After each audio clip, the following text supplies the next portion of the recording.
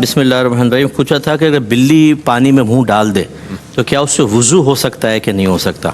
تو بالکل ہو سکتا ہے. یہ نبی کریم صلی اللہ علیہ وسلم ایک دفعہ وضو فرما رہے تھے، بلی آ گئی تو آپ نے پانی آگے کیا، اس نے پانی پیا اور پھر آپ نے وضو فرمایا تو پوچھا گیا رسول اللہ کہ یہ تو درندہ ہے، درندوں میں سے، اور نبی کریم صلی اللہ علیہ وسلم نے درندوں کے لعاب کو ناپاک قرار دیا تھا. تو رحمت کونین صلی اللہ علیہ وسلم نے فرمایا کہ یہ طوافین طوافات میں سے ہے، یعنی اس کے درندے ہونے کا انکار نہیں، لیکن یہ طوافین مانے بار بار گھر میں چکر لگانے والی ہے. اگر اس کے لعاب کو میں ناپاک قرار دوں تو پانی بھی ناپاک ہوگا، برتن ناپاک ہوگا اور بار بار پاک کرنا پڑے گا. اس حرج کی وجہ سے بلی کے جوٹے کو پاک قرار دیا تو اس سے وضو ہو سکتا ہے. ٹھیک ہے. کالر ہے، السلام علیکم. جی، اگر دیکھیں کچھ رکعت کم ہیں اور اندازہ ہو گیا کہ کم ہے تو اس کو تو پڑھنا ہی پڑے گا، اور اس کی ادائیگی میں اگر تاخیر ہوئی ہے تو سجدہ سہو بھی ہوگا. اور اگر زیادہ پڑھ دی ہے تو اس میں دو صورت ہوتی ہیں کہ چار مثلا اگر آپ نے 2 رکعت پڑھنی تھی، تیسری پڑھنے شروع ہو گئے، 2 کے بعد قاعدہ میں بیٹھے تھے کہ نہیں بیٹھے تھے. اگر بیٹھ کے تیات پڑھ کے تیسری کے لیے کھڑے ہوئے ہیں تو اگر فجر ہے تو اس میں تو فوراً بیٹھ جائیں گے کہ اس کے بعد رکعت ہوتی ہے، نفل نہیں ہوتی. لیکن باقی کے اندر آپ 1 رکعت اور ملا لیں اس کے، تو باقی 2 نفل ہو جائیں گے، یہ 2 فرض ہو جائیں گے اور سجدہ سہو ہوگا. لیکن اگر 2 پڑھ کر مثلا قاعدہ نہیں کیا اور تیسری کے لیے کھڑے ہو گئے تو جیسے ہی تیسری کا سجدہ کریں گے پہلے 2 فرض باطل ہو جائیں گے، یعنی اب ایک اور ملائیں، 4 نفل ہو گئے، فرض دوبارہ ادا کرنے ہوں گے. اور فطرانہ اگر 2 قسم کا ہے تو بہترین فطرانہ اگر آپ ادا کر سکتے ہیں فطرہ تو اسی مال سے ادا کرنا چاہیے کہ اللہ کی بارگاہ میں جتنا اچھا مال دیں گے اتنا بہتر ہے. لیکن کم درجے کا بھی کریں گے اور دل میں کوئی کنجوسی وغیرہ نہیں ہے تو منع بھی نہیں ہے، لیکن بہترین کریں تو زیادہ بیسٹ ہے. اور اپنے کفن کو احرام کے طور پر وصیت کرنے، اور احرام کو کفن کے طور پر وصیت کرنے میں تو حرج نہیں ہے، لیکن سنت ترک نہیں ہونی چاہیے. کہ عورت کے لیے 5 کپڑے ہوتے ہیں، مرد کے لیے 3 کپڑے سنت ہیں، تو اس کو بھی رکھ لے.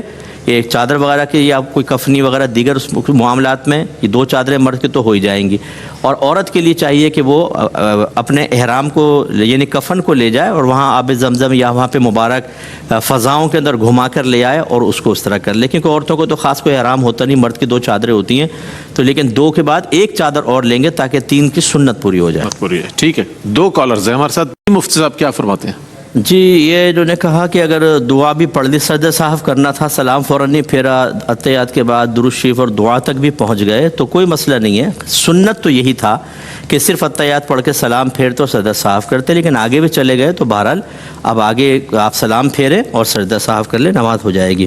اور اگر زیادہ نماز قضا باقی ہیں تو جیسے انہوں نے کہا کہ ہر نماز کے ساتھ پڑھ لیں تو پڑھ سکتے ہیں، لیکن فجر اور عصر کے اندر لوگوں کے سامنے نہ پڑھیں، کیونکہ اس میں لوگ بعض اوقات جیسے آپ نے وقتی فجر عصر پڑھ لی پھر قضا پڑھ رہے ہیں تو لوگ سمجھ جائیں گے قضا ہے. ایسے فجر کے بعد چونکہ کوئی نفل نہیں ہوتی تو وہ سمجھ جائیں گے قضا. یہ 2 نمازیں علیحدہ چھپ کر پڑھیں، باقی نمازوں کے اندر آپ ایسی کر سکتے ہیں کہ ان کے ساتھ ملا کر ہی آپ قضا نماز پڑھ لیں. ٹھیک ہے. مزید کالرز ہیں ہمارے ساتھ. السلام علیکم.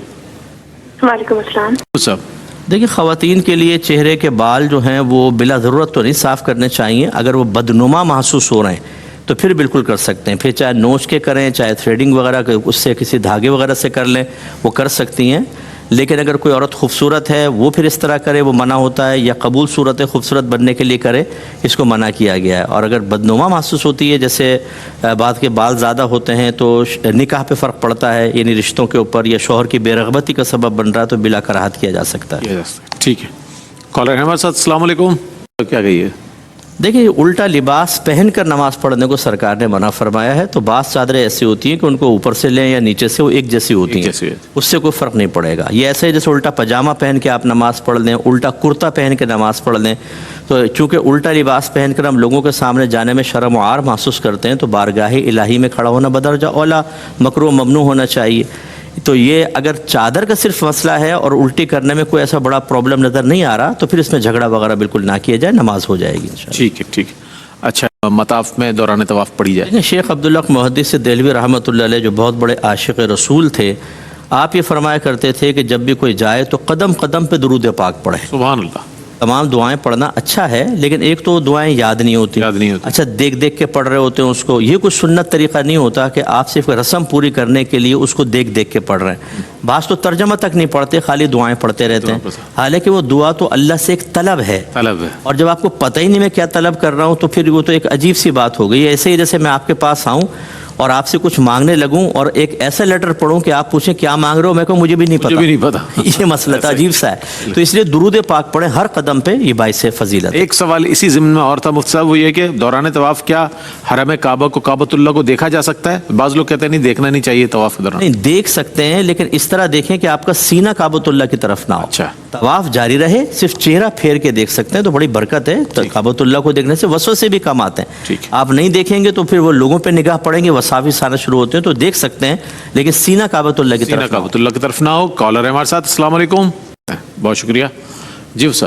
یہ بارہا بتایا کہ یہ بے ادبی ہے، ادب کے خلاف ہے۔ جیسے اپنے والد کی تصویر کو زمین پر رکھ کے ذرا قدموں کے پاس دیکھیں دل کی کیفیت کیا ہے، تو پھر کعبۃ اللہ یا گنبد خضرا کا جو عکس ہے وہ زمین پہ پڑا ہو تو مناسب نہیں ہے، لیکن گناہگار نہیں کہیں گے، ادب کے خلاف ضرور۔ جی بہت شکریہ مفتی صاحب۔